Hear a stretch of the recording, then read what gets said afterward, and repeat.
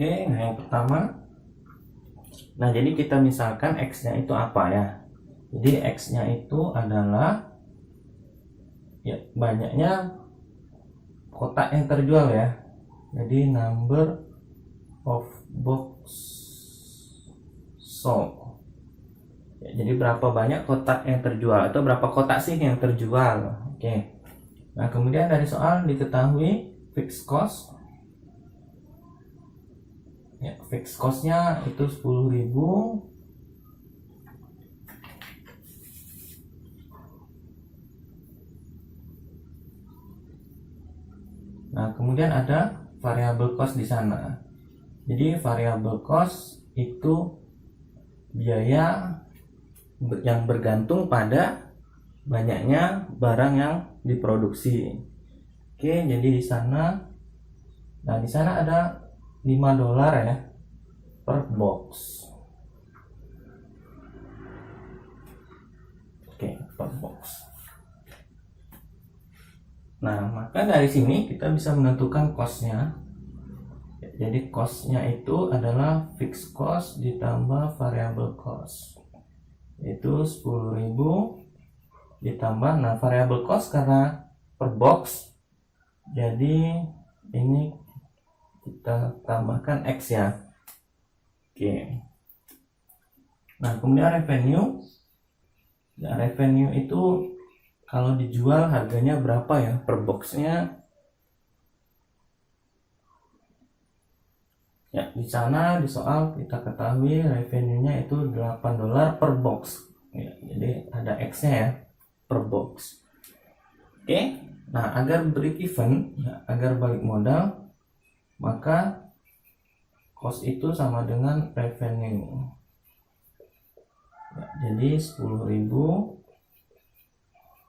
ditambah 5X sama dengan 8X. Maka 10.000 sama dengan 3X. Ya, berarti X-nya itu adalah 10.000 per 3, ini 333,3 ya. Nah, kan kalau mau produksi tidak mungkin berkoma ya. Jadi maka ini kita bulatkan menjadi 3.334 box ya. Oke. Nah, so ya, the number, ya jangan lupa, jadi karena soal cerita jadi kita kembalikan lagi X nya itu apa, the number of box ya must be produced. Ya, ini biasanya ada di kalimat terakhir ya.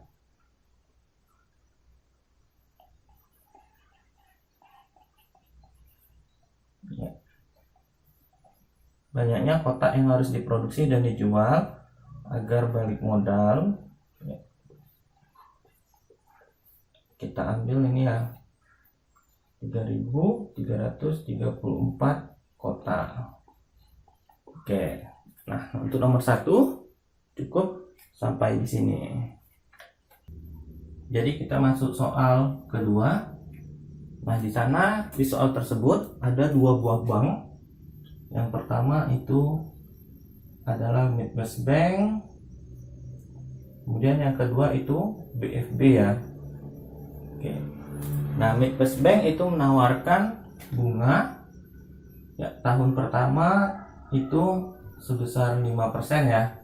Jadi di sana bunganya itu compounded annually. Nah, berarti bunganya ini bunga majemuk ya. Nah, di sana menawarkan 5% setiap tahunnya. Maka nanti ya di tahun kedua 5% juga, di tahun ketiga 5% juga. Nah, sedangkan di BFB itu tahun pertama dia menawarkan 3%, kemudian tahun kedua 7%, dan tahun ketiga 7% ya. Nah, jadi keduanya ini menawarkan bunga majemuk ya, compounded annually. Nah, maka jika kita ingin berinvestasi, ya, jadi di soal itu ditanya kalau 2 tahun kita pilih bank yang mana, kemudian kalau 3 tahun kita pilih bank yang mana. Nah, karena bunganya ini bunga majemuk, ya, maka kita pakai, ya, rumusnya ini ya, P1 ditambah, ya, suku bunganya, ya, ini N. Nah, jadi kita cari dulu untuk tahun pertama di Midwest Bank, ya, atau A1 sama dengan, ya, karena prinsipalnya tidak diketahui, maka supaya mudah prinsipalnya kita misalkan 1. Jadi 1 ditambah bunganya 5% ya. Ya, karena 1 tahun pangkatnya 1, berarti kita peroleh 1,05, ya, maka dapatnya 1,05. Oke. Nah, kita cari untuk di BFB A1, ya, 1 ditambah, nah yang membedakan adalah bunganya 0,03, ya, 1,03 dapat 1,03. Oke, nah jadi ini tahun pertama. Selanjutnya tahun kedua, ya, A2. Nah, sekarang prinsipalnya itu sudah bukan 1 lagi, tapi ini yang menjadi prinsipalnya.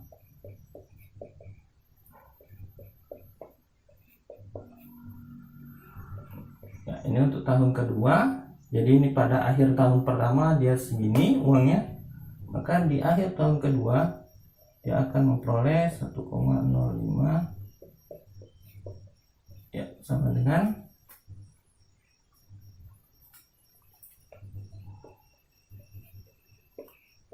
ya, oke, dapat. Nah, untuk yang BFB, ya, prinsipalnya ini, ya, bunganya sudah 7% ya. Oke, 1,03.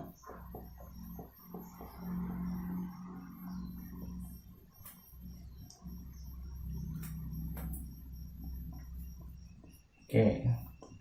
Nah, jadi kalau kita lihat, kalau investasinya 2 tahun, maka sebaiknya di Midwest Bank ya, karena dia lebih besar ya. Oke, lanjut. Untuk kalau 3 tahun, ya, ini prinsipalnya,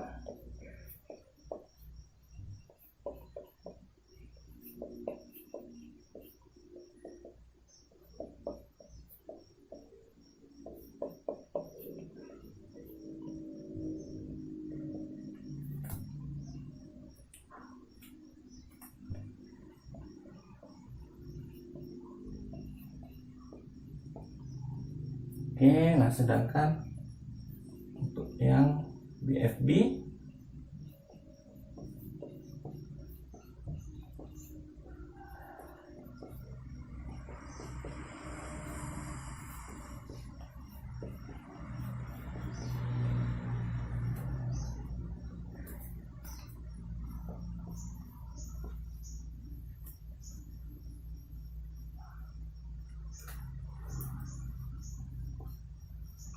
oke. Nah, kalau kita lihat, kalau investasinya itu 3 tahun, maka lebih menguntungkan di BFB. Oke. Nah, maka kita jawab untuk pertanyaan yang A.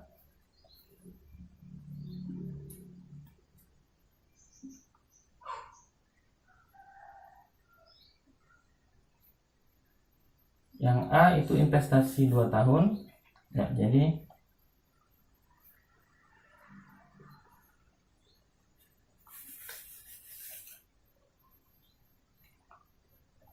ya, Midwest Bank ya.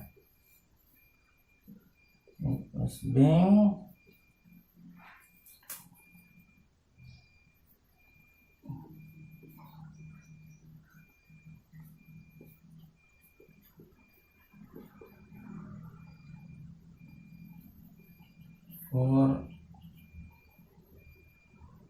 ya, ini investasi 2 tahun ya.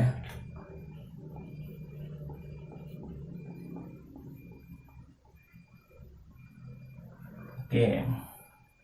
Nah, sedangkan kalau investasi 3 tahun itu adalah BFD ya.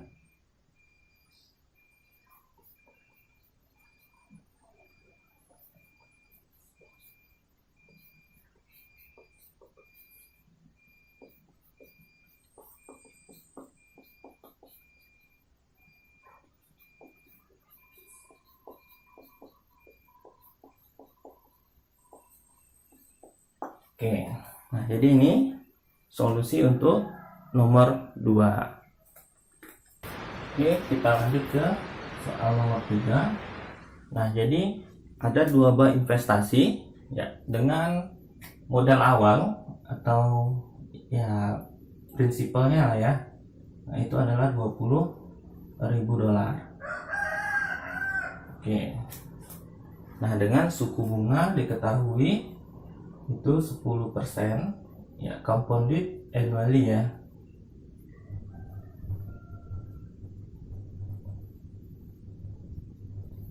Nah, jadi investasi yang pertama, investasi A dan investasi B.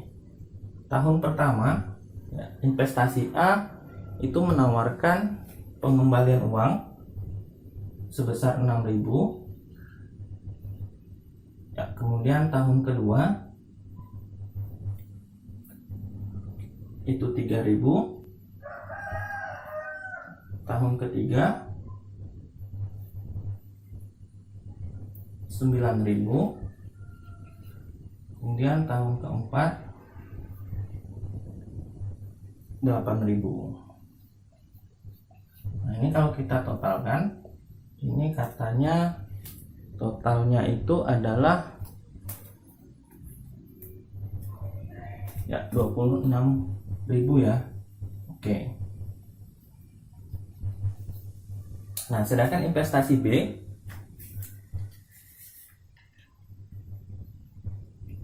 ya, ini A ya, ini B. Investasi B tahun pertama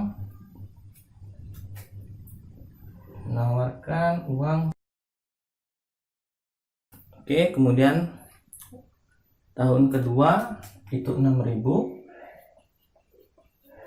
kemudian tahun ketiga 8.000,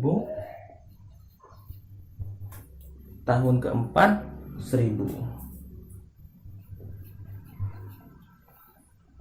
ya. Kalau dijumlah ini totalnya 25.000. Oke, nah sekarang kita ingin melihat kira-kira kalau ingin berinvestasi, kita pilih investasi di A atau investasi di B. Nah, maka kita bisa menggunakan net present value ya. Oke, maka ini kita cari present value-nya. Oke. Ya, jadi kita cari PV-nya, PVA. Kemudian yang ini kita cari present value untuk investasi B. Ya, maka ini 6.000. Ya, kita lihat bunganya 10%, 1 ditambah 10% ya. Ya, karena tahun pertama maka kita kali pangkatnya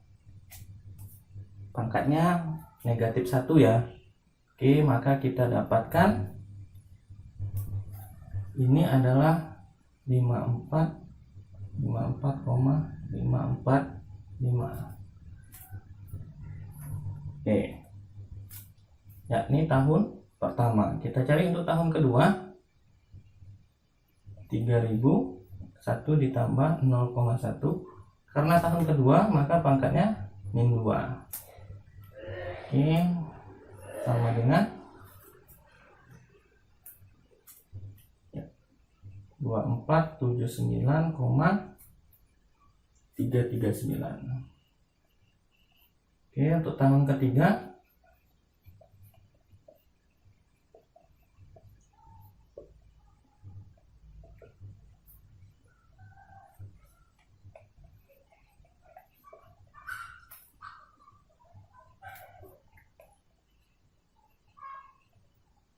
oke, terakhir tahun keempat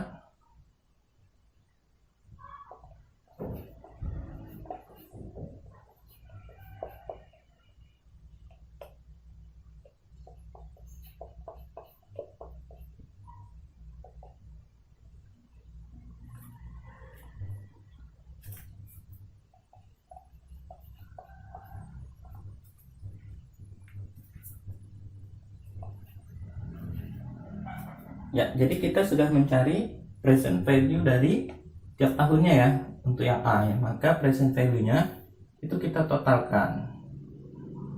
Kita totalkan sehingga diperoleh present value A itu adalah 20.159,825. Oke. Nah, sekarang kita lakukan hal yang sama untuk investasi pada B ya. Ya, jadi ini 10.000 kita kali dengan 1 ditambah 0,1 pangkat min 1.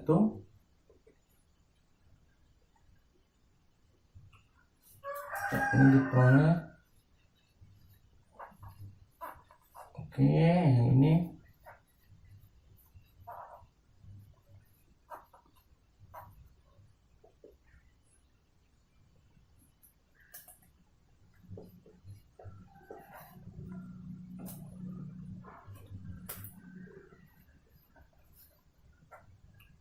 kemudian yang ketiga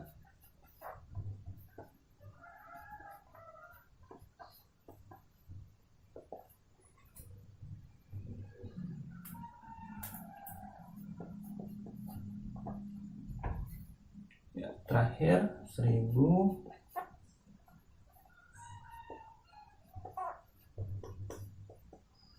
ini diperoleh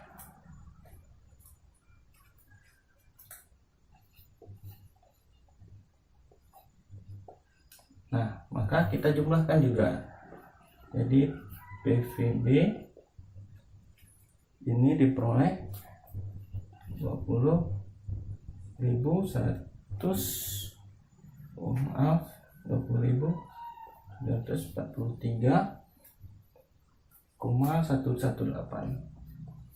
Oke. Nah, maka kalau kita cari NPV-nya, net present value-nya, NPVA ini sama dengan PVA kurang P. Ya, kita peroleh 20.159 kita kurang dengan 20.000. Maka kita peroleh 159,825. Ini satuannya dolar ya. Oke, yang ini juga NPVB PVB dikurang P 20.743,1. Ya, kita peroleh 743,1. Oke.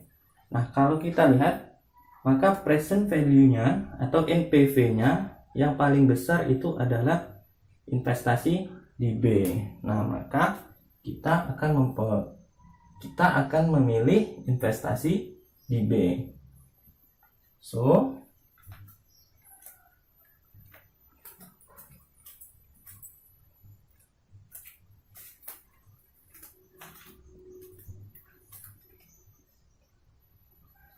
ya.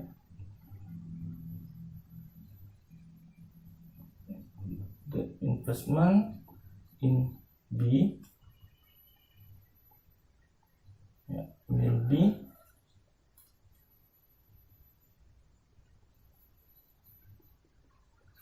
lebih better ya, akan lebih baik.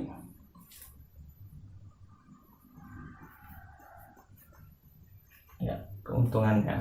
Oke, demikian untuk soal nomor 3. Oke, sekarang kita masuk ke soal nomor 4. Nah, jadi diketahui persamaan penawaran ya, supply equation itu Q sama dengan 7 ditambah 0,1 P ditambah 0,004 P kuadrat. Kemudian diketahui P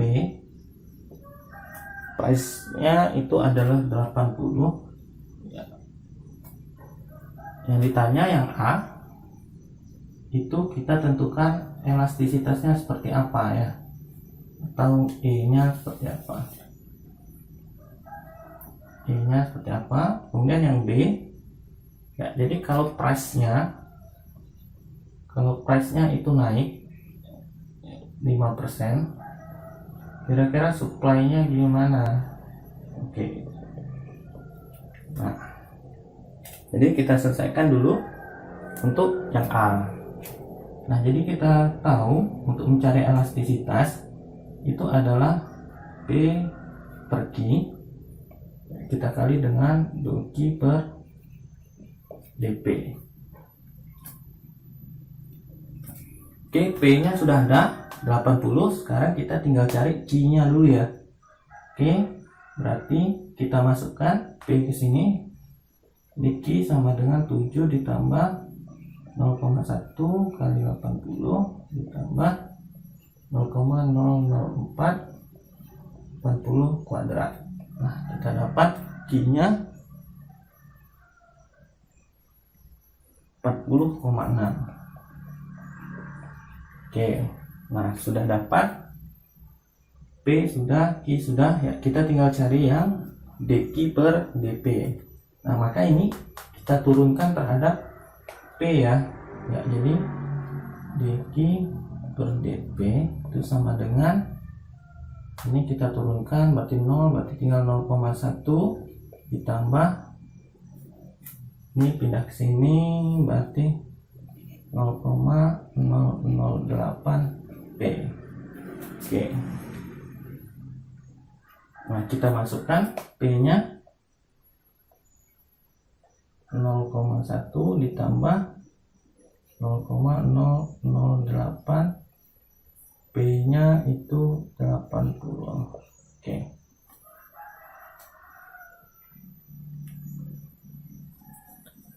Ya, kita peroleh ini 6 kurang 0,8, 6,4 berarti ya 0,74 ya. Oke, nah maka bisa kita cari elastisitasnya ya.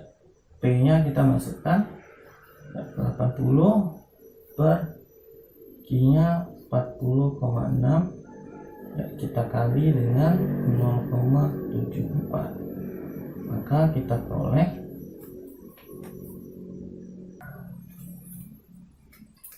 ya, kita peroleh 1,46. Oke. Nah, berarti mutlak E, jadi mutlak E nya itu lebih dari 1 ya, maka dia elastis ya. Oke.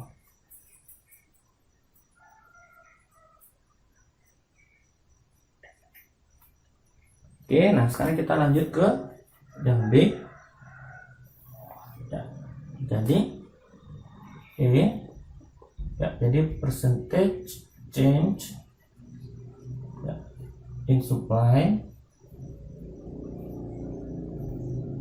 ya, percentage change in price. Oke.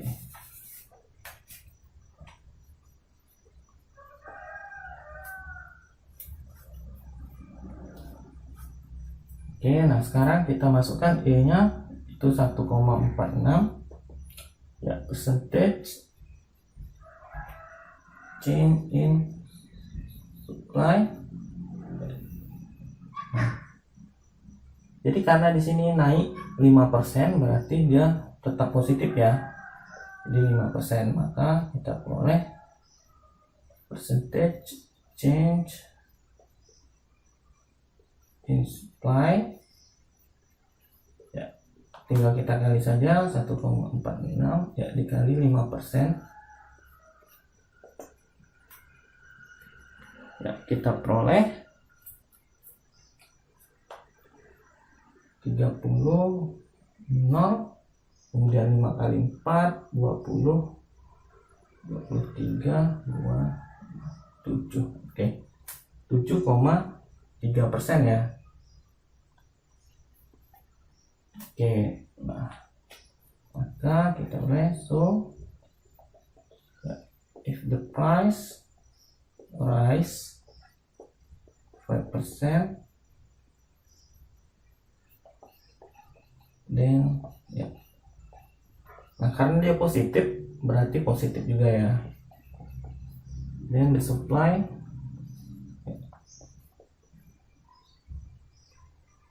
will rise.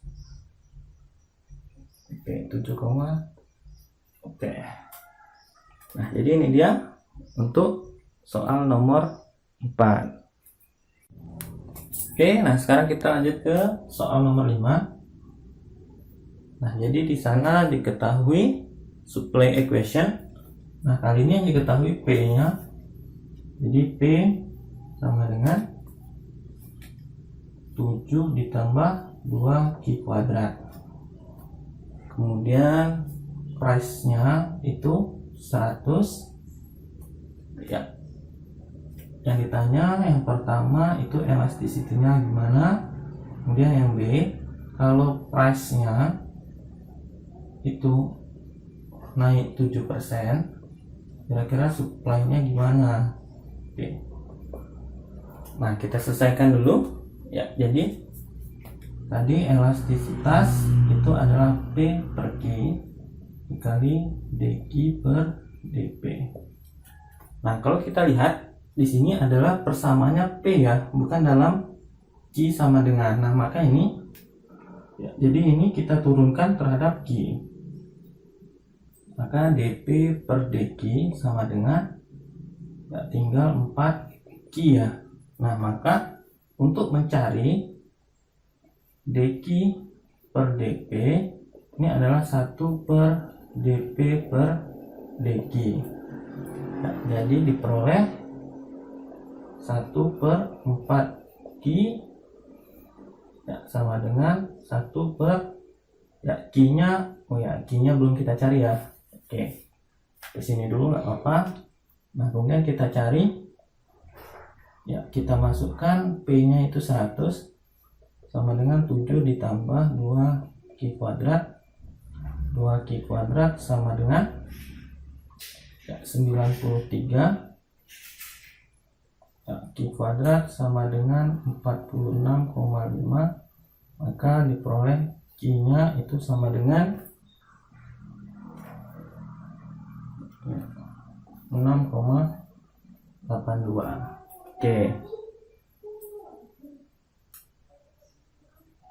Nah, sekarang baru kita cari elastisitasnya P per Q. Oke, langsung saja. Ya, P-nya itu 100. Q-nya ini ya 6,82. Kemudian dQ per dP 1 per 4 ya, dikali Q. Q-nya 6,82 ya, maka diperoleh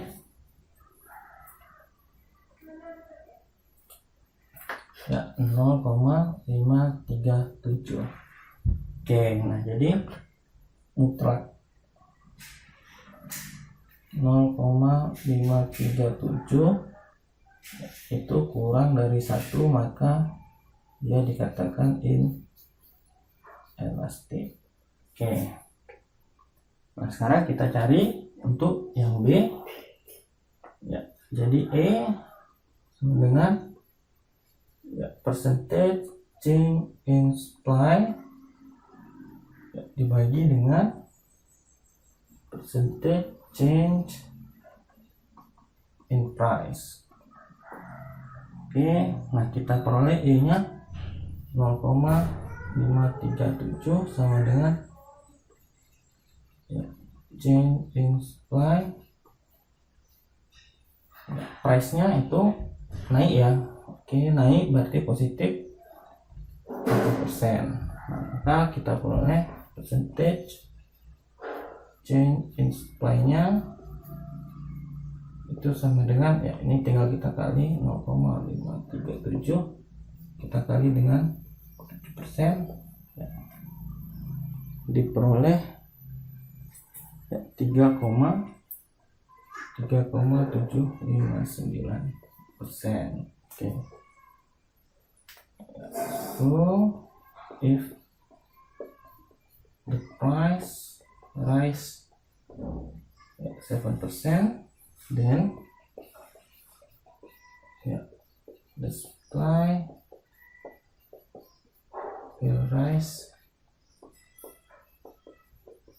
Oke. Nah, jadi untuk nomor 5 sampai di sini.